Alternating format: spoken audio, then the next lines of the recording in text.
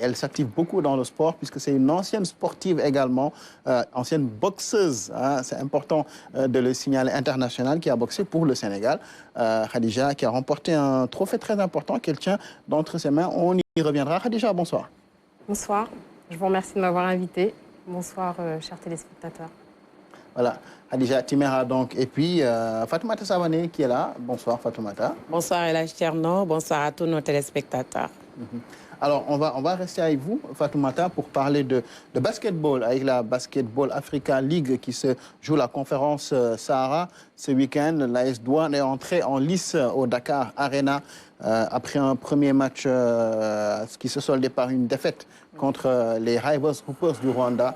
Les Gaboulous se sont rebiffés, ont réagi face à l'US Monastir et se sont imposés et de très très belle manière sur le score de 76 à 59. Effectivement, l'AS Douane donc qui se relance dans cette compétition avec donc cette belle victoire face aux Tunisiens de l'US Monastir, 76 à 59. L'AS Douane donc, c'est vrai, jouera sa troisième sortie face donc à l'APR Rwanda. Ce sera ce mardi, demain déjà. Et puis la recrue de l'AS Douane, Aruna Abdoulaye, le Nigérien, a porté l'AS Douane face à l'US Monastir. Il a mis à lui tout seul 35 points. Il est auteur donc de 35 points dans ce match et 8 tirs primés. Et puis un exercice qui manquait un peu à ses formations lors de ces grandes compétitions. Mais hier, l'AS Douane donc est mieux entré dans la compétition après un début difficile. 76 à 59 pour les hommes donc de Mamadou Pabigay.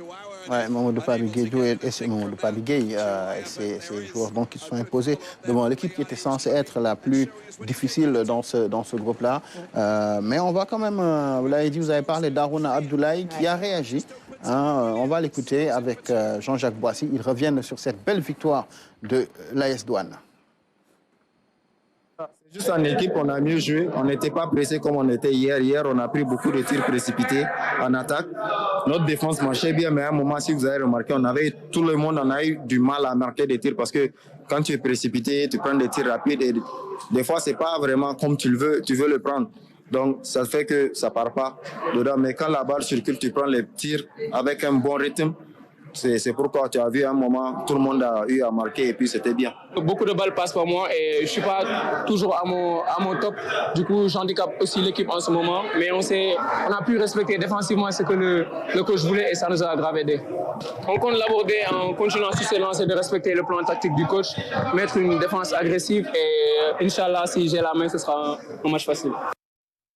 Ouais, s'il a la main, ce sera un match facile. On l'espère en tout cas. Le prochain match de l'AS Douane, donc, ce sera contre l'APR, les forces armées rwandaises, n'est-ce pas? Donc, ce sera ce mardi à 19h au Dakar Arena. Allez, à présent, on va parler de football avec la Ligue 1, la 22e journée. Le Giraffe qui faisait face au Teungueth FC, c'était le duel du haut tableau. Les Verts et Blancs de la Médina donc, se sont imposés sur un score sans appel de 3-0 face à Teungueth FC. Le résumé de cette rencontre avec Fatoumata Savané.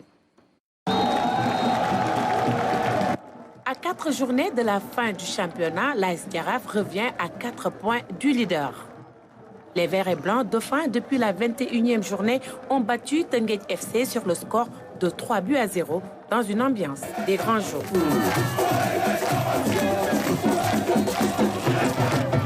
Dès l'entame du match, le Giraffe ouvre les hostilités.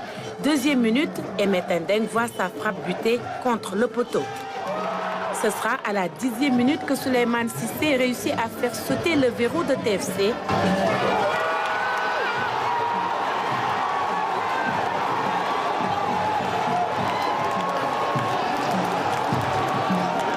À la pause, 1-0 pour les joueurs de Malick Daaf. De retour des vestiaires, TFC se rebiffe, prend le contrôle du jeu, mais échoue devant les buts adverses. Après l'heure de jeu, à la 75e, Emmet Ndeng double la mise pour les Médinois.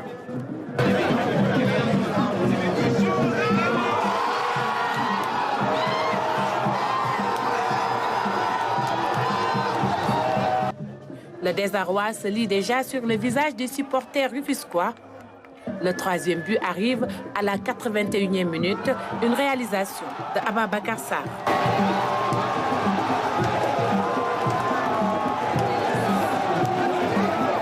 C'est un match de football, on a bien joué, on a gagné, on n'a pas fait d'erreur. C'est un match que nous avons maîtrisé jusqu'à la fin, mais le travail continue. Je l'avais dit au début, le championnat est loin d'être fini. Le championnat n'est pas fini, c'est pas fini. On ne peut pas finir un championnat à 5 journées de la fin, c'est impossible. C'est vrai qu'on a gagné aujourd'hui, mais je peux dire que tout n'est pas bien, il y a des choses encore à corriger. Il nous reste encore 4 matchs. On va essayer de se concentrer sur le match prochain, Inch'Allah. On va essayer de gagner comme d'habitude.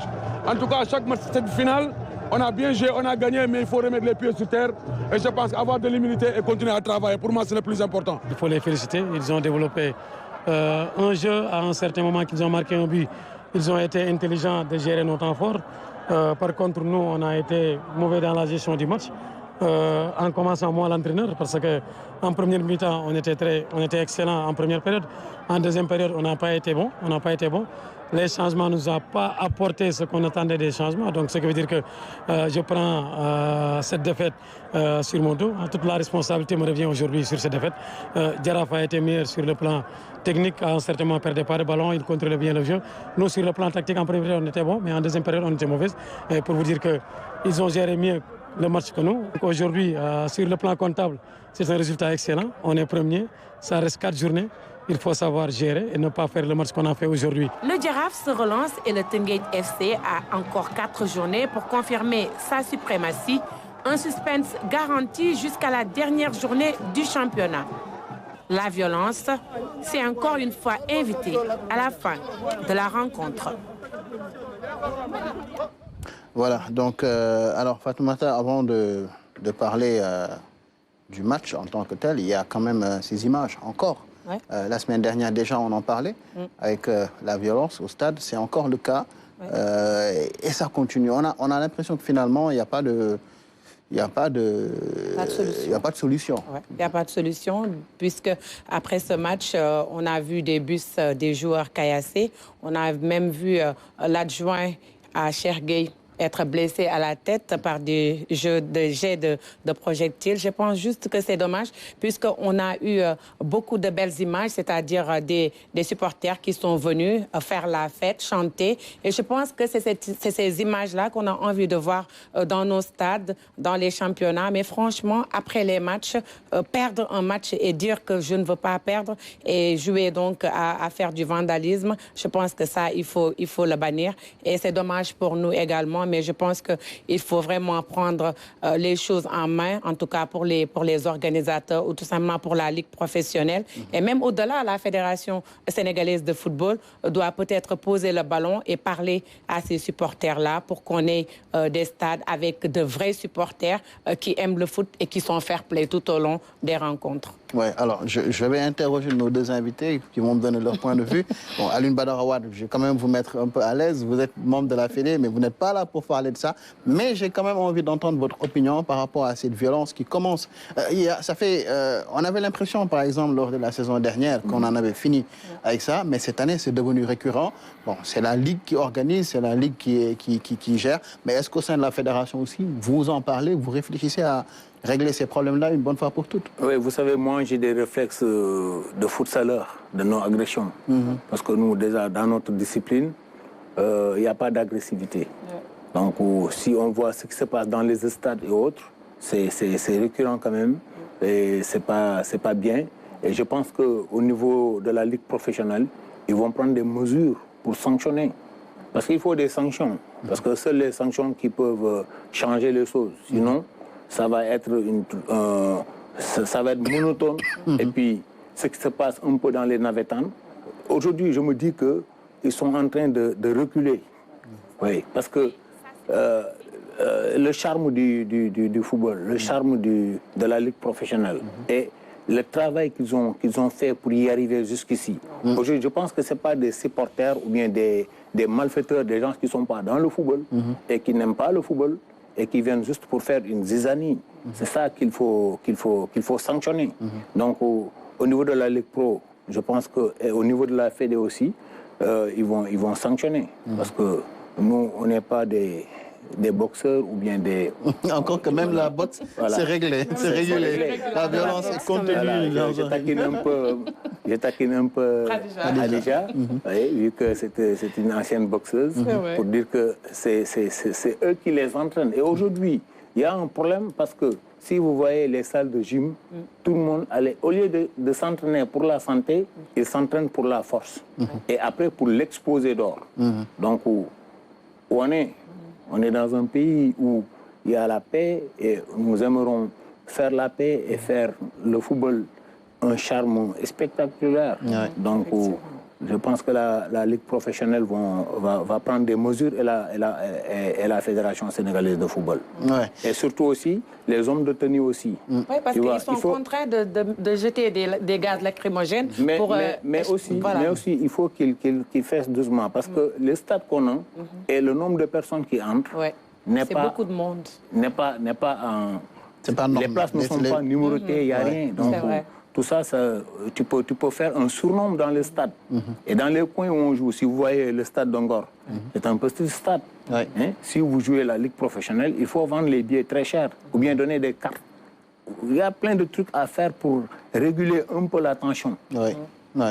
C'est de bonnes idées. Alors, on va donner la parole à Khadija, qui j'espère ne va pas vous envoyer un crochet pour répondre à votre petite pique. Alors, mais Khadija, quand même, il faut rappeler qu'elle est membre de FIFPro, Fédération internationale de football professionnel, membre également du tribunal du football au sein de la FIFA, donc qui connaît très très bien le milieu du football. Quand vous voyez ça... En Europe, les gens se sont battus pour enlever le hooliganisme, la violence et tout. Mais on a l'impression qu'ici, au Sénégal, on avance à reculons. On donne l'impression d'avancer, mais finalement, pour revenir au point de départ. Tout à fait, merci Tierno. Donc, pour répondre à mon cher confrère, M. Wade, la boxe, le sport de combat et les arts martiaux en général débutent par le code d'éthique. Il y a des règles, et c'est selon le suivi de ces règles et de cette discipline qu'on peut exceller. En dehors de ça, on se prend un KO parce que justement, on n'a pas vu venir le coup, etc. Donc je pense que la société gagnerait peut-être à se former. Il y a un travail d'éducation à faire. Alors certes, pour des organisateurs de sport, ils ont une responsabilité quant à la sécurité du public, mais en amont, je pense que dans toute la société sénégalaise, il y a un travail à faire d'éducation, de respect de son environnement, de respect des personnes et de respect des gens qui investissent l'argent dans les stades, dans les compétitions. Et qu'il faut qu'on comprenne que si, à un moment donné, on est violent et on gâche tout, eh bien c'est nous qui perdons, puisque les personnes qui organisent ne vont plus se fatiguer à organiser. Et donc, c'est le Sénégal qui perd. Oui, tout à fait. Il faut rappeler qu'il y a quelques années, la lutte a perdu de gros sponsors, justement, à cause de la violence. On risque de retrouver le même scénario au niveau du football. Allez, on revient sur la pelouse pour faire le tour des résultats de cette 22e journée, avec notamment la belle victoire de... Dakar Sacré-Cœur sur Linguère 4 buts à 0. C'est vrai. Et puis Djambar qui a fait match nul 0-0 face à l'US Ouakam. L'US Gorée qui s'est imposé 1-0 face à Diamono de Fatick. Et le Jaraaf, bien sûr, qui a étrié Teungueth FC 3-0. Casa Sport et l'AS Pikine ont fait également match nul blanc. Et Guédiawaye FC s'est incliné devant Génération Foot. Et la Sonacos a surpris le stade de Mbour 1-0. Ouais, au classement, ça donne quoi? Teungueth reste leader malgré la défaite, avec 4 points devant sur le Jaraaf. C'est ça. Teungueth a toujours 43 points et devant, le Jaraaf vient en deuxième position avec 39 points. Guédiawaye FC 36 points, 3e. Et puis l'AS Pikine qui est à la 5e place et la Sonacos qui est à 6e place et l'US Gorée donc qui est à la 7e place et bien sûr la lanterne rouge reste donc Djambar FC qui est vraiment à la 14e place du championnat. Ouais, malgré sa victoire. Oui, malgré sa victoire. Et puis Diamono de Fatick également au 13e et Stade de Mbour 12e. Ouais. Alors, avant de progresser, je rappelle que il reste encore 4 journées, mais le calendrier est très compliqué pour Teungueth qui va notamment recevoir lors de la prochaine journée le Casa Sport, là où le Jaraaf va recevoir Diamono. C'est dire que le calendrier est plus simple, clément plus facile pour les verts et blancs, c'est ça, hein? Voilà. Exactement. Ouais. Sur la dernière ligne on sait que ce sera peut-être une fin de saison en suspense, je le disais tout à l'heure, mais c'est une réalité, puisque c'est vrai, à 4 journées, TFC peut toujours rester en tête, tout comme Jaraaf peut avoir aussi la facilité d'avoir des adversaires que les Verts et Blancs pourront battre et peut-être gagner le championnat. En tout cas, Malick Daf est un habitué des faits de manière donc géniale. Souvent, il a une saison très compliquée, mais à la longue, voilà, il le gagne. Mais en tout cas, ce sera du suspense jusqu'à la fin. Ouais. Allez, avant de parler du week-end des Lions, on reste au Sénégal pour parler de futsal. Le futsal, c'est un dérivé du football qui se joue en salle, un peu différent du mini-foot. Oui. On va laisser notre invité Alioune Badara Wade, puisque c'est lui le responsable du futsal au sein de la fédération. On découvre justement ces images. Vous voyez, le terrain est plutôt petit, les dimensions sont beaucoup moins importantes qu'un terrain de football classique. Ça se joue en salle, comme le nom l'indique. Et le Sénégal va organiser sa première saison. Oui, là vous dites un dérivé, moi je dis plutôt apparenté du football. Parce qu'au moment où le football est né, le futsal est né. Vous voyez? Et le futsal, il y a la FIFA et d'autre part, il y avait l'Association mondiale de futsal. Donc c'est vers les années 30 comme le football. Aujourd'hui, ça commence à venir, ça commence à se jouer et la FIFA a pris en main le futsal pour que les fédérations le joueront régulièrement pour que le football en toutes ses formes se jouera. Parce que nous, le futsal n'est pas né aujourd'hui. Donc, ça fait... Moi, je suis l'un des précurseurs déjà du beach soccer. Et de là, je me suis inspiré pour le futsal. Et de là, depuis 2008, si je me rappelle bien, en 2009, on était là, à la RTS. Et nous avons exposé les programmes de vulgarisation. Et la fédération, après il y a le CNF qui est venu.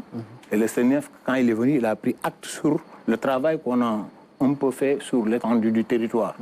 Et là, quand la fédération s'est installée, avec Maître Senghor, les choses commencent à bouger. Et ils nous ont laissé la latitude d'aller le jouer partout. Avec notre union des clubs associations de futsal, dont il y avait moi, il y avait les jumeaux Sen, les anciens joueurs de l'équipe nationale, Ousseynou Hassan, Grigra, et il y avait Alain Kabou et Amadou Diop Tafa, et tant d'autres. Et j'en profite même de rendre hommage aux personnes qui n'ont pas aujourd'hui vu le futsal se vulgarise et se joue, et qui se préparent aujourd'hui à faire un championnat. Donc le championnat, ce sera un championnat de U15. Parce que, comme les JOJ, ils ont préféré prendre ils ont choisi le futsal. Ça, c'est un honneur pour nous. Donc, on débute, au lieu d'y aller graduellement sur les Coupes d'Afrique et autres, on nous parle du CIO, on nous parle des JOJ, que d'ici 2026, ce sera à Dakar. Ça a été reporté, ça devait être en 2022. On l'a reporté jusqu'en 2026. Et là, la fédération a mis sur pied, avec la direction technique nationale, M. Maya Sidmar, ils ont pris des entraîneurs d'équipe nationale de futsal U15 et d'équipe nationale de futsal senior aussi. Et c'est parallèlement, peut-être penser à certains qu'on a peut-être mis un peu la charrue avant les bœufs. Mettre en place une équipe nationale avant des clubs, est-ce que ça s'est passé comme ça ou il y avait déjà des clubs? Non, ça, je peux en parler amplement parce que c'est ça qu'on avait commencé par le beach soccer. On a mis les charrues avant les bœufs. Mais par contre, dans le futsal, on veut commencer par les clubs d'abord. Déjà, sur les détections, avant de faire l'équipe nationale U15, il y avait le CONEF qui était venu avec des sélections régionales, des sélections de toutes les 14 régions du Sénégal, qui étaient présents à Thiès. Et il y avait aussi le scolaire. C'est là où on a marqué l'empreinte, parce qu'il faut toujours mettre aux enfants que vous pouvez combiner le sport et les études. Bien sûr. Et le scolaire a marqué aussi son empreinte. Vous voyez, il y avait, pour le scolaire, c'est Benoît qui l'avait conduit. Et pour le CONEF, il y avait, comment dirais-je, Alpha qui l'avait conduit. Et de là, la direction technique a suivi. On a fait des présélections d'abord. Et après, on a fait des sélections pour jouer les Jeux de Dakar organisés par le CONOS. Vous voyez? Et quand ils l'ont joué, il y avait des académies aussi. Hein? Il y avait des académies qui étaient venues jouer. Donc, d'une part, il y avait un peu, c'est pluriel. Il y avait tout le monde. Aujourd'hui, si on joue, si on prépare un championnat, c'est parce que nous avons fait les préliminaires pour voir est-ce que c'est possible d'implanter maintenant le championnat. Donc, on ne peut pas faire les charrues avant les bœufs dans ce cas. Et vous avez combien de licenciés actuellement? Bon, les licenciés, ça dépend des clubs qui vont venir pour jouer. Parce qu'on a fait un tri pour débuter. Parce qu'on ne veut pas aussi qu'ils soient dans l'anarchie. Ce n'est pas le petit camp, c'est le futsal. Tout à l'heure, Mme Timea vient de le dire, que le boxe a ses règles et tout est de même que le futsal aussi. Donc, au-delà, nous, si on joue le championnat de futsal U15, parallèlement, on va jouer aussi le futsal senior. Pour que, sur toute l'étendue du territoire, nous sentirons le futsal. Et je vais vous dire une anecdote. Les Sénégalais sous-entendent futsal, il faut qu'on le joue dans une salle. Ah non, on peut le jouer en plein air. On peut le jouer en plein air. Tout dépend des dimensions, en fait. Non, les dimensions, c'est les mêmes dimensions d'un terrain d'handball. Le tapis, on peut le rouler, aller même dans un quartier populaire, et l'installer, et le futsal, la balle roule. Très bien. Et futsal en plein air, ça ressemblerait un tout petit peu au mini-foot, n'est-ce pas, Thierno? Non, c'est différent parce que c'est sur gazon. Non, là-bas, c'est sur gazon synthétique et là, c'est sur tapis. Et on attend combien de clubs environ pour jouer ce championnat? Pour les filles, il y a 10 clubs qui ont été répertoriés avec Céline Dirsek, le responsable du football féminin. Oui, un collègue aussi. Voilà, on l'a avec aussi Mawoli. Oulimata, Oulimata qui est entraîneur de l'équipe nationale. John, qui est le chef du département du foot féminin. Ils ont répertorié des clubs de futsal féminin. D'abord, on les a initiés. On a fait les fondamentaux, à inviter les entraîneurs, les éducateurs, et à leur apprendre le futsal d'abord. Et ils l'ont reversé aux jeunes. Et de là, on va faire bientôt un championnat avec les U15. Et pour les masculins, les seniors, comme on l'a vulgarisé à Saint-Louis, déjà à Saint-Louis, c'est impressionnant. Hier, il y a 2 jours, j'étais à Saint-Louis.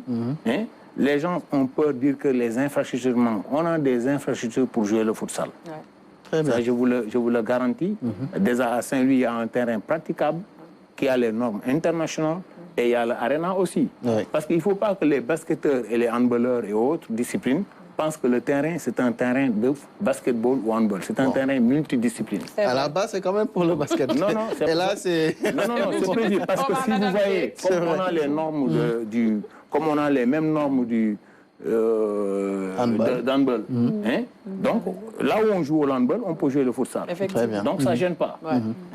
Et puis, ça va s'entretenir aussi, parce qu'un futsaleur a plus peur de glisser et de tomber. Heureusement que les tapis nous permettent de glisser, tu es à l'aise, il n'y a aucun souci. Tu peux jouer aisément, se faire plaisir, faire des spectacles. Ça, on peut le trouver que le futsal. Alors, vas-y. Oui, il y a une question. Bon. On voit qu'il y a des joueurs qui ont débuté par le futsal, qui sont devenus des footballeurs professionnels. À l'inverse aussi, on voit ça. Un des grands ambassadeur du futsal, c'est Ronaldinho. Alors, dites-nous un peu, est-ce qu'il y a une ou 2 règles spécifiques qui sont complètement différentes par rapport au football traditionnel? Oui, il y en a. Parce que dans le futsal, on ne peut pas tricher. Dans le futsal, on joue avec le chrono. Si le chrono, temps s'arrête, la balle s'arrête.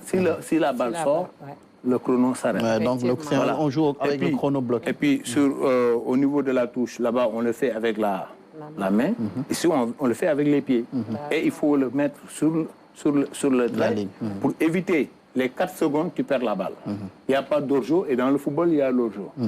Il n'y a pas de tacle glissé et dans le football, il y a du tacle glissé. Et les remplacements sont illimités. Là-bas, les remplacements ne sont pas illimités. Le gardien de but peut être joueur de champ. Là-bas, le gardien de but ne peut pas être joueur de champ. Et il y a 4 arbitres. Il y a 4 arbitres, dont un chronomètre qui s'occupe uniquement du chrono. Il y a un compteur de faute. Et il y a 2 arbitres opposés. L'un principal qui est à côté du table de la table et l'autre qui est de l'autre sens. Et ils vont courir sur toute la ligne par rapport aux arbitres de football. Ouais. Donc il y a des similitudes avec le beach soccer, par exemple. Parce que ce que vous dites comme règle, ce sont des règles. Voilà, c'est spécifique. C'est pourquoi on les appelle des disciplines spécifiques. Parce que ça ressemble du football, mais au niveau des lois du jeu, il y a des différences. Très bien. Et ce qui est très intéressant dans le futsal, c'est quoi? C'est quand vous faites 4 fautes, après, s'il y a une 5e faute, ce sera une faute collective. Et dans ce cas, il y aura un coup franc de 10 mètres. Donc, ça va faire éviter les joueurs de faire des contacts et autres. Et il y a la propreté. Parce que vous ne crachez pas n'importe où par rapport au football. Ouais. Donc, il y a plein de trucs et les numéros sont numérotés. Les feuilles de match sont différentes des feuilles de match du football. Donc, il y a ta. Donc, on peut expliquer avec la passion, on va s'emporter. Mais je pense que... le programme va démarrer. Bientôt, on va faire... avec le stade Marius Ndiaye, on l'a déjà. Et la place de l'Obélisque aussi. On va le jouer en plein air là-bas. Parce que le même tapis que vous voyez là, qu'on avait à Diamniadio, c'est ce même tapis qu'on va faire déplacer. Parce que le directeur technique a déjà tracé le terrain pour que la balle roule au Sénégal, pour le futsal. Le ballon est différent du ballon du football. Ça ne rebondit pas comme le ballon du football. Les ports de chaussures sont exigés et pas n'importe quelle chaussure. Pas de crampons. Voilà, et impératif. Et vous devez mettre aussi les protèges tibia. Donc, il y a une protection au niveau des joueurs. Et il y a le spectacle aussi. Vous allez le voir, parce qu'il y a des joueurs qui ne sont pas bons dans le football et qui sont mieux dans le futsal. Et ça te forge. Si vous venez de le dire tout à l'heure qu'il y a de grands joueurs qui ont passé par le futsal. Ronaldinho, Ben Yedder, Neymar aussi. Ça ne surprend pas. Et il y a même Iliman Ndiaye qui est... Nous, on a joué avec Iliman Ndiaye en France pour le futsal. Parce qu'on a fait un peu une tour européenne avec l'équipe de Vision Sport qui a marqué son temps aussi sur le futsal, qu'on a joué en Nantes beaucoup de tournois internationaux en France, en Belgique et autres. Et donc, vous voyez, donc, le futsal est sympa. Super, c'est sympa. Et vous voyez, Fatmata Savané aussi est très sympa. Donc, elle va venir lors de la première journée pour couvrir un peu vos élèves et nous familiariser. Cela nous fera plaisir. Elle prend l'engagement avec le sourire. Ce sera avec plaisir. Radija, un mot, vous qui êtes également, vous avez créé une agence qui s'appelle Siveri Investment. Vous investissez un peu dans le domaine des sports. Est-ce que cette stratégie développée par la fédération pour arriver à créer, en tout cas à faire de sorte que cette discipline se joue un peu partout au Sénégal, vous parle? Oui. Alors, félicitations pour cette initiative. Donc, je pense qu'il est important aujourd'hui de développer les fleurons du football, futsal à venir, parce qu'aujourd'hui, FIFA a lancé une compétition mondiale futsal, donc il est important que le Sénégal investisse aussi ces matières-là pour pouvoir dénicher des talents et reprendre la place aussi de champion d'Afrique comme pour les autres disciplines. Donc bravo et bon courage. Merci. Très bien. Merci. Vous avez parlé des champions d'Afrique. On va parler justement de nos lions qui évoluent en Europe et un peu partout dans le monde. Un week-end où certains ont été plutôt bons. C'est le cas de Nicolas Jackson, auteur d'un doublé avec Chelsea en championnat. Oui, c'est vrai, Nicolas Jackson, qui s'offre donc un passeur décisif dans ce match. 15 buts pour donc l'international sénégalais, toute compétition confondue également. Ouais, Sadio Mané qui va d'ailleurs jouer la finale de la Coupe d'Arabie Saoudite face à Al Hilal. De Kalidou Koulibaly, le club de Kalidou Koulibaly qui est invaincu depuis... ils ont quand même été éliminés en Ligue des champions arabes, mais ils ont quand même battu des records de victoire et surtout une très très belle saison. C'est donc une affiche qui va opposer les deux premiers du championnat saoudien qui vont se retrouver en finale de la Coupe d'Arabie Saoudite. Oui, les deux équipes les meilleures. Je me dis que Nicolas Jackson est un...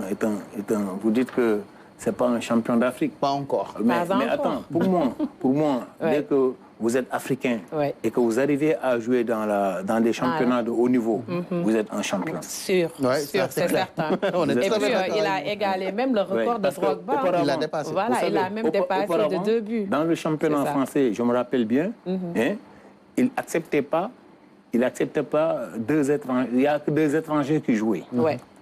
Et pour jouer maintenant, qu'on ne te prenne pas pour un étranger, il faut jouer 5 ans successivement dans le championnat. On t'appelle un assimilé. D'accord. Et aujourd'hui, ces jeunes ont la chance de s'exploser partout dans le monde. Donc pour moi, être africain qui joue dans un championnat qui n'est pas africain, est un champion. C'est vrai. Et la Premier League, ça fait partie des ligues les plus élevées. Les plus relevées, voilà. C'est ça.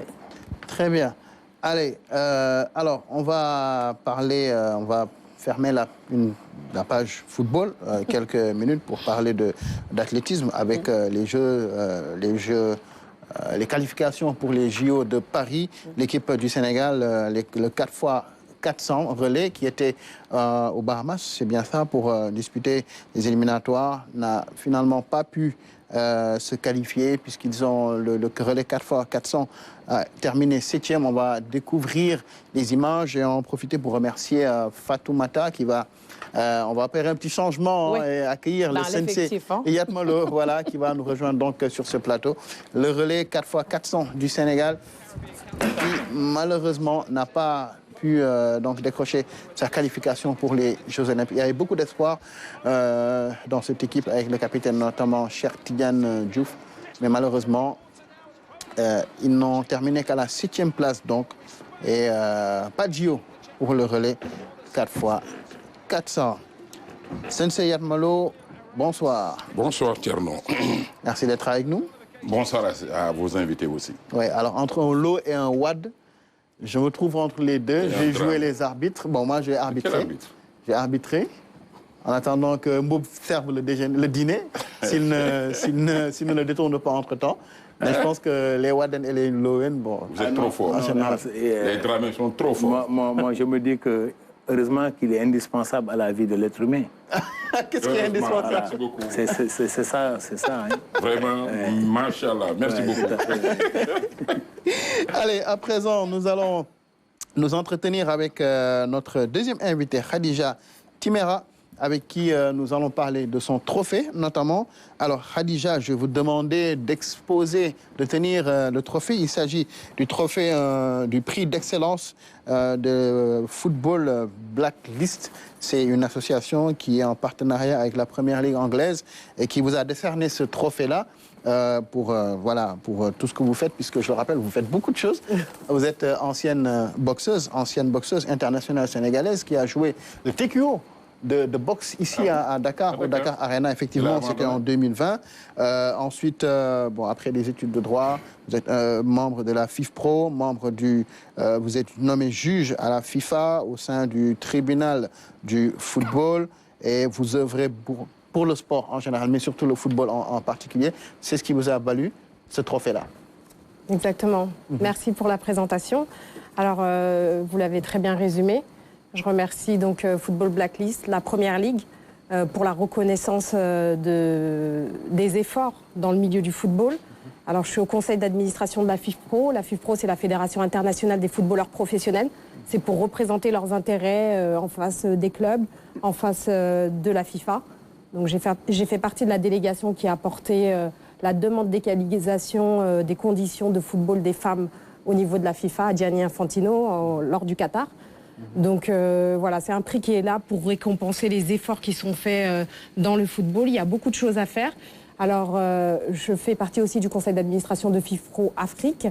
Donc, à ce titre, je défends les intérêts du football africain et du sport africain plus largement au niveau international. C'est pas toujours facile parce que vous imaginez bien qu'il y a des intérêts aussi financiers, il y a des ratios d'excellence. Donc, on sait que les clubs qui performent le plus sont les clubs européens. Donc voilà, il faut essayer de voir comment est-ce qu'on peut professionnaliser le sport en Afrique.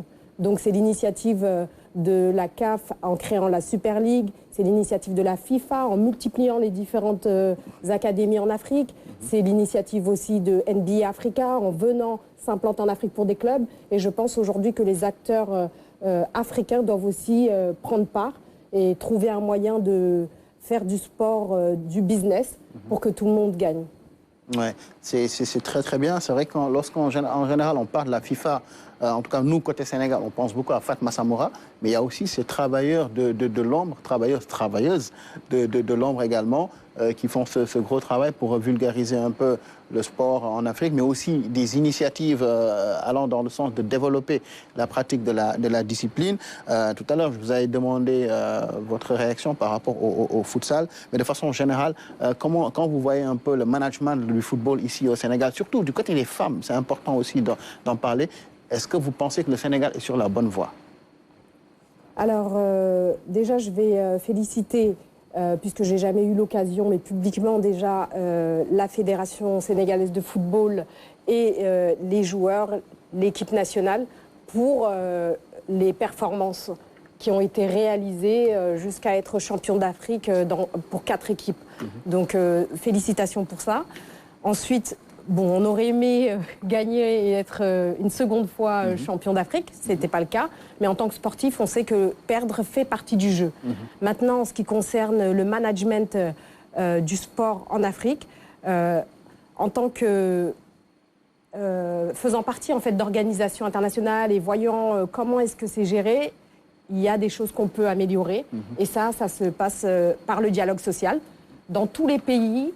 Et lorsqu'on a rencontré Motsepe en juin dernier, il a dit qu'il était d'accord de travailler, le président de la CAF, il a dit qu'il était d'accord de travailler avec les syndicats, puisque lui-même était un patron et qu'il avait fait fortune dans les mines, et qu'il a fait ses fortunes grâce à des représentants syndicaux qui ont porté les messages des travailleurs afin qu'il y ait une cohésion au niveau du travail. Donc je pense que dans le foot aussi, au Sénégal, il devrait y avoir un syndicat fort, capable de porter le message des joueurs, les problématiques, afin qu'on trouve des solutions à travers la discussion. Je ne pense pas qu'un syndicat, ça soit forcément négatif. Voilà, je pense qu'avec des discussions aujourd'hui, on peut trouver des solutions. Il y a la professionnalisation du football qui est très important, parce qu'on a besoin d'argent. Et il y a de l'argent dans le football. Donc comment faire pour que les clubs se professionnalisent, que les joueurs en profitent et qu'on puisse développer l'industrie du football? Comment les retombées économiques du football au niveau des compétitions internationales peuvent profiter au milieu sportif sénégalais, au football sénégalais, aux joueurs sénégalais. Donc voilà, j'ai vu que la ministre qui a été récemment nommée, donc je la félicite pour cette nomination, et d'ailleurs c'est historique, a posé sa politique sportive, et cette politique sportive va dans ce sens, puisqu'elle parle de développer des infrastructures d'élite pour le sport et aussi de professionnaliser le sport, ainsi que la réforme du code du sport, une mutuelle pour les sportifs. Voilà, tout ça, ce sont des sujets cruciaux. Et voilà, on est content de voir ça, on est content de voir que ça avance. Et on veut aussi porter les couleurs et mener le combat pour l'excellence du sport sénégalais. Ouais. Alors, le syndicat existe. Vous savez, le syndicat il est dirigé par Lamine Boub. Lamine Boub, déjà, Lamine Boub qui dirige ce syndicat. Et actuellement, l'entraîneur, il fait partie de l'attelage des entraîneurs de futsal aussi. Très bien. Si je peux me permettre, il y a un syndicat qui existe. Alors, juste pour rappeler, je suis à la FIFPro. Donc, la FIFPro, c'est la Fédération internationale des footballeurs professionnels. C'est les seuls qui sont accrédités par FIFA pour représenter les footballeurs au plus haut niveau. Il y a effectivement un syndicat qui s'est créé en 2020 qui n'est pas accrédité FIFPro.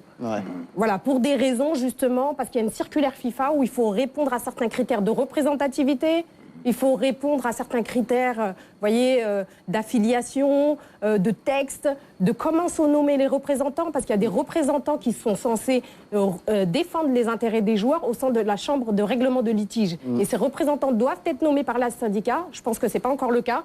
Voilà, j'ai eu à revoir les statuts et j'ai parlé avec Lamine Boub, qui est très cordial.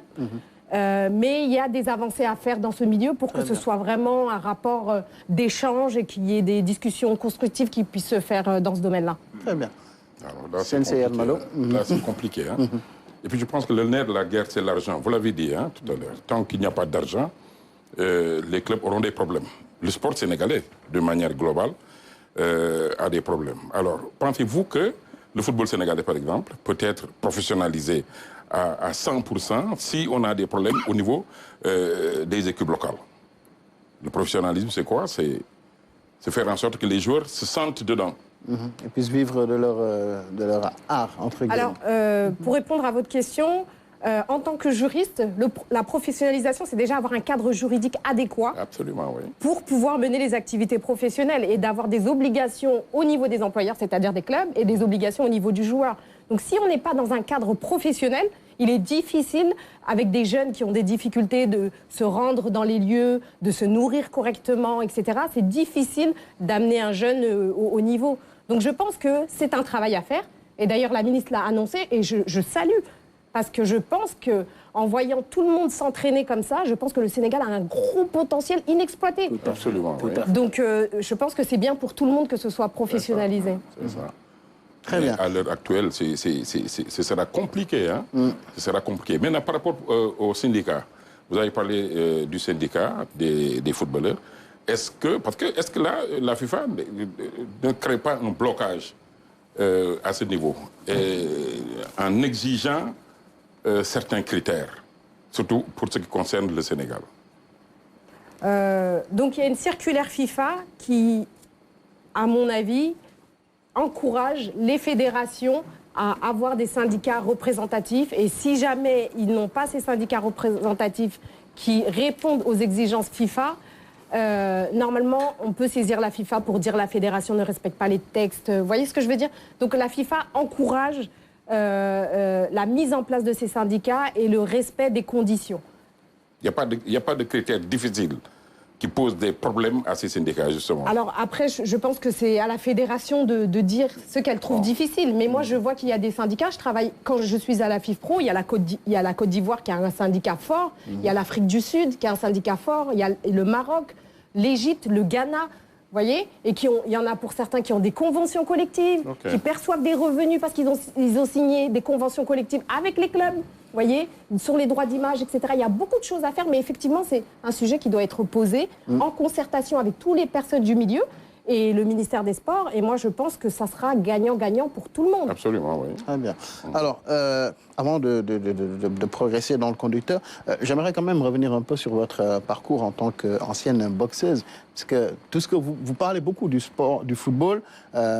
Allez, quand on est passionné de sport, on est passionné de sport. Que ce soit le football, le truc et autres. Alors, mais comment vous êtes entré dans la boxe? J'ai bien envie de... Une femme qui fait de la boxe en général, chez nous, hein? Bon, même si c'est un sport qui se démocratise de plus en plus. Je lui tends un carton jaune. Elle parle football, elle ne parle pas boxe. Développer la boxe au Sénégal aurait été quelque chose d'extraordinaire en tant que juriste. Je pense que je n'ai pas encore parlé de ce que je souhaite développer, mais je vais juste essayer de répondre d'abord à cette question. Donc, comment est-ce que j'ai commencé la boxe? Alors, moi, j'ai commencé par le taekwondo quand j'avais 6 ans. Donc moi, le sport de combat, j'adore. Donc carton rouge, hein. Voilà, j'ai commencé par le sport de combat. Je faisais du football aussi, de la natation. Vraiment, le sport, ça m'a construit dans mon parcours personnel. Et c'est quelque chose dont j'ai besoin et que j'apprécie beaucoup parce que ça m'a appris des valeurs de fair play. On en a parlé tout à l'heure. Donc, Fatmata, on a parlé tout à l'heure, le fair play, la ténacité, la persévérance, l'envie de gagner, le travail d'équipe. Vous voyez? Toutes ces valeurs-là, c'est le sport qui me l'a inculqué. Et donc, après, j'ai fait du basketball aussi pendant longtemps, en club. Et puis, la boxe est intervenue un peu tard. Donc, une fois que j'ai été diplômée de Berkeley, donc c'est université en Californie, en droit des affaires. Et une fois que j'ai pu... C'était un peu un objectif, hein, puisque c'est une des universités les plus compliquées à avoir. Et donc, une fois que j'ai eu cet objectif, je me suis dit que j'avais envie de faire quelque chose qui me faisait vraiment plaisir. Et c'est vrai que dans ma famille et dans mon milieu, on me disait que la boxe, c'est pas pour les femmes. Et puis, tu risques de te casser le nez, tu risques... Voilà. Donc, j'avais jamais osé. Et à ce moment-là, je me suis dit, bah, pourquoi pas? Maintenant, j'ai envie de faire quelque chose pour moi. Et puis, j'ai beaucoup aimé les valeurs. Parce que M. Wade parlait tout à l'heure de la boxe et du risque de combattre. Justement, la boxe, c'est la maîtrise de soi. Si on est sur un ring et qu'on n'arrive pas à se maîtriser et à être discipliné, on a perdu. Parce que vous êtes face à des gens qui maîtrisent les coups. C'est-à-dire qu'à la seconde, ils peuvent voir une ouverture et vous mettre KO. Donc, la sport, c'est la maîtrise de soi. Et donc, je voulais justement apprendre et me mettre dans mes limites à travers ce sport. Et puis, représenter le Sénégal, pour moi, c'était un rêve d'enfant. Ouais. Donc, je suis née en France, j'ai la double nationalité. Pour moi, c'était un rêve de représenter le Sénégal. Avec la boxe, j'ai eu cette opportunité-là. L'équipe de France m'a appelé quand j'ai eu la médaille d'or à Praia. L'équipe du Sénégal de boxe. L'équipe sénégalaise de boxe. Ouais. Et l'équipe de France m'a appelé quand j'ai eu... déjà, ils m'ont félicité, la ministre de Sport est venue ici, ils m'ont félicité pour ma médaille d'or à Praia au championnat d'Afrique zone 2. Et l'équipe de France m'a demandé d'intégrer l'équipe de France si j'ai accepté d'écrire une lettre pour refuser l'équipe du Sénégal. Mais je ne voulais pas parce que je me suis dit, au Sénégal, on a besoin aussi de modèles, on a besoin de médailles. On a une seule médaille olympique. C'est Amadou Diaba, d'ailleurs, je lui passe le bonjour. Donc ça date un petit peu. Et je pense qu'aujourd'hui, on a besoin d'avoir ce combat pour le Sénégal. Et je pense que le Sénégal a toutes les potentialités pour aller très loin. Et voilà, donc c'est comme ça que j'ai commencé la boxe. Et pour répondre à monsieur, donc en ce qui concerne la boxe, dans tous les sports, il y a des choses à faire. Moi, j'ai fait l'équipe nationale. Vous retrouverez un écrit dans les journaux et aussi des séquences médias. Où j'étais au TQO à Dakar Arena et j'ai dénoncé les conditions dans lesquelles les athlètes étaient amenés à faire des compétitions. On est allé à Praia, on n'avait pas de visa. On a été arrêté à l'aéroport. On est allé sur les terrains, on n'avait pas de tenue, on n'avait pas de maillot. Vous voyez ce que je veux dire? Et les jeunes ne voulaient pas aller défiler. Alors que la boxe, c'est mental. C'est-à-dire que si la personne prend l'ascendant sur vous mentalement, c'est très compliqué de gagner. Donc du coup, c'est pour ça que je porte ce combat pour le sport et pour le sport sénégalais. En général. Alors j'ai eu la chance qu'on vienne me chercher pour me dire Khadija, on a besoin de toi dans le football parce qu'on a besoin de personnes qualifiées et qui ont fait un peu du haut niveau et qui comprennent aussi les problématiques juridiques. Mais je travaille aussi pour la Fédération sénégalaise de boxe. D'ailleurs, j'ai représenté une réunion avec le CNOS où il y avait, voilà, c'est confidentiel, je ne vais pas aller plus loin, mais c'est pour tout le sport, le combat. Et donc, en termes de projet, je souhaite m'investir pour la création d'une structure sportive d'excellence locale. Donc ça fait partie aussi du programme de la ministre d'encourager et d'accompagner ces créations de structures d'excellence pour le Sénégal. Et ça, c'est mon engagement personnel.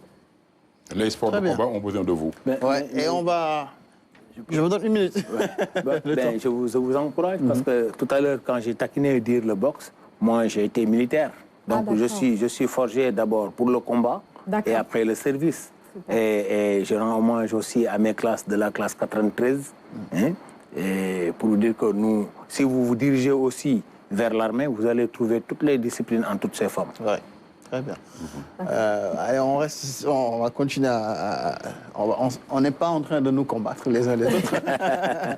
Mais on va parler de karaté. C'est toujours dans le domaine des sports de combat avec le sensei Yat Molodon qui nous a rejoint sur ce plateau. Le karaté qui occupe toujours l'actualité. Oui, d'actualité, parce que c'est toujours bon de se retrouver pour faire des stages de recyclage, de formation, de remise à niveau.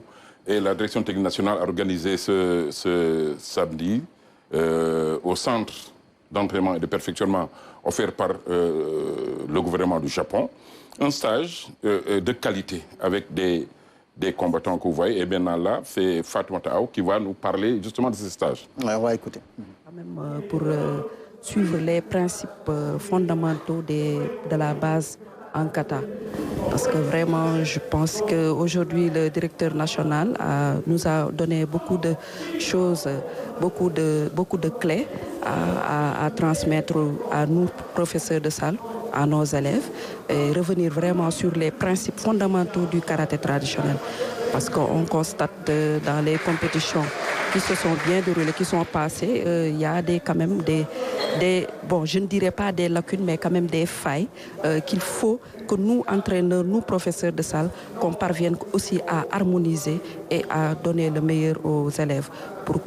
Parce que ce sont ces élèves-là qui vont être les membres de l'équipe nationale. Donc je pense que la pédagogie va être facile à ça. Et je trouve que le cours a été vraiment magistral et vraiment doté d'une expérience inouïe, si je peux me dire, hein, parce que le DTN, il nous a beaucoup fourni en bagage. Ouais, beaucoup fourni en bagage. Oui, parce que ce sont des professeurs de salle, des professeurs de salle, des arbitres, des formateurs qui sont retrouvés au centre Et c'était l'occasion d'échanger, surtout. Chacun apporte sa technique, on en discute. Et je crois que c'est ça qui fait qu'après, on peut donner véritablement le bon message au niveau des dojos. Et je pense que c'est pourquoi je salue beaucoup cette manifestation, l'organisation de cette manifestation, qui a eu véritablement à apporter quelque chose au niveau des entraîneurs qui étaient venus là-bas. Voilà, c'est ce que j'avais amené comme menu, tout en disant à la dame que les arts martiaux et sports de combat ont besoin de gens comme vous. C'est vrai, le football ne demande plus rien. Hein? Ben pourtant, on est venu me chercher pour me demander... Oui, le football est en train de faire... Je suis la seule femme noire au tribunal de Nous, FIFA. on va vous récupérer. Non, mais attendez. On va vous récupérer. Et quand il y a eu Idrissa Gana Gueye qui a refusé de porter le maillot et qu'il y a eu des sanctions, j'ai dû le défendre dans des organisations internationales. Ça, c'est des choses qui ne sont pas publiques. Oui, mais il y a besoin aussi de personnes qui sont sur le terrain derrière quand il y a eu les clubs qui ne voulaient pas libérer les joueurs. Vous voyez, toutes ces questions-là, quand il y a des joueurs qui ne sont pas payés par leur club, tout ça, c'est des questions qu'on ne vient pas défendre à la télé, mais qu'on défend derrière au niveau politique, etc., le positionnement des pays d'Afrique, le retour de rémunération. Donc je pense que... Ouais. En fait, je pense que ce que le Sensei est en train de dire, c'est qu'ils vont vous démultiplier. Je ne sais pas comment ils vont s'y prendre, puisque vous avez pratiqué beaucoup de disciplines, donc vous allez servir dans beaucoup de disciplines. Il faut que le syndicat qui existe au Sénégal, le syndicat dont Lamine Mboup est le président, il faut que le fisco l'aide aussi. Et vous vous approchez de lui pour essayer de travailler avec lui pour améliorer aussi. On a commencé à discuter, effectivement. C'est une discussion qui a été très fructueuse. Il m'a demandé de rejoindre, d'aider, etc. Donc, ce n'est pas quelque chose... Mais après, pour que FIFPro accrédite un syndicat, il y a des critères qui doivent être respectés de représentativité. D'ailleurs, j'en profite pour lancer un appel aux joueurs de l'équipe nationale de se rapprocher peut-être de Lamine Mboup et des organisations et de voir comment ils peuvent aider à porter la voix des joueurs. Tout à fait. Très bien. Oui. Alors, on termine avec vous. Vous nous dites rapidement vos objectifs. Là, vous êtes au sein de la FIFPro. Je rappelle que vous avez aussi une agence qui va investir davantage. C'est quoi les objectifs à court terme, en 2 minutes? Très bonne question, merci pour ça. Et donc, pour les objectifs à court terme, je vais reprendre ce qu'a dit M. Wade, que c'était important. Dans le sport, il y avait aussi le sport-études. Et pour moi, ça, c'est vital. Je pense que si j'avais du temps en arrière, j'aurais aimé pouvoir faire un sport-études. Donc, aujourd'hui, je travaille donc à la création, avec d'autres personnes, d'une structure de sport-études d'élite. Donc, pour des gens qui ont envie de performer d'élite. Donc, c'est sur ça qu'on est en train de... Vous êtes basé au Sénégal? Au Sénégal. Ici? Oui, puisque je... Depuis quand? Comment? Depuis quand? Depuis quand je travaille dessus? Oui, non, depuis quand vous êtes basé au Sénégal? Ah, moi, je suis au Sénégal depuis 3 ans. Hein. Je suis au Sénégal depuis 3 ans. Quand on m'a appelé pour prendre un prix, j'ai fait 24 heures, je suis revenue. Massacre, comme on dit. Alors, on termine avec vous très rapidement. Rappelez-nous, la première journée donc, du championnat, c'est le 15. C'est où et qui joue contre qui? Où ça joue sur tout le territoire? C'est le 15, on va faire les fondamentaux pour rappeler les nouveaux coachs. Hein, comment ça se passe au futsal, les lois du jeu, tout ça. Comment s'entraîner un joueur. Et on va débuter le championnat le 18. Et nous comptons le faire ici à la place de l'Obélix ou bien au stade Marius Ndiaye. Ou bien? Oui, parce que les deux, on peut combiner à jouer là. On a déjà les places, on a le tapis, le DTN Maya Sidmar a déjà réglé tout ça. Hein? Donc je pense que ça va aller le 18, on va démarrer. Et j'en profite pour terminer, hein, pour remercier aussi, parce que je suis très entouré par des sportifs hein, qui sont autour de moi. Hein? Oumar Ndiaye, c'est lui qui nous représente au comité exécutif. Il est sportif. Hein? Il y a aussi le foot spécifique, hein, dont je remercie de passage. Je remercie aussi Amadou Ndiaye Zam, les jumeaux Sen, avec qui, de nos jours, on continue à travailler, et leur frère Hassan Sen, hein, et Amadou Diop Tafa, et etc., etc. Mais je rends hommage aussi aux personnes qui n'ont pas vu là-bas rouler. Il y a un certain Khalifa Lo qui a beaucoup donné pour le futsal et Adama Diouf qui ont beaucoup donné aussi pour le futsal et malheureusement ils n'ont pas vu ça. Et bravo à Ahmed Senghor, bravo aussi à Abdoulaye Sow. Très bien. Alors vous avez rendu hommage à des gens qui sont partis. Bon, avant de terminer sur une page nécrologique, je donne juste cette brève, la 13e journée du championnat national de pétanque donc, qui s'est joué ce week-end. C'était à Richard Toll, avec la participation de 114 joueurs issus de plusieurs clubs du Sénégal et de 3 pays riverains. Donc, à l'arrivée, c'est donc une victoire de la doublette Adama Diagne et Lamine Sow de Boule de Sali, Bouliste Club de la Petite Côte, donc, qui ont remporté cette 13e journée. Et puis on va terminer par un hommage à Gaston Mbengue, Salut Mbengue. Alors avant, allez, on va quand même y aller. Gaston Mbengue, donc, qui nous a quittés la semaine dernière, vous le savez, le Don King de l'arène, comme on le surnommait, était malade depuis plusieurs mois. Il a fini par rendre l'âme. Je pense que c'est une grosse perte pour le sport sénégalais et la lutte en particulier, pour tout ce qu'il a fait pour la lutte sénégalaise. On rappelle que le CLAF, il en est l'initiateur qui a révélé de grands champions, dont Eumeu Sène, qu'on a vu hier justement. Et on va terminer avec les images lors du combat contre Sa Thiès. Le lutteur, le leader de Pikine, donc, s'est imposé devant le jeune frère de Balla Gaye, Sa Thiès, hier à l'arène nationale. Un combat spectaculaire avec des coups, mais également de la technique et grâce à la technique de la chaise. C'est ce qu'on appelle le tegal chaise. Jérôme Diouf va me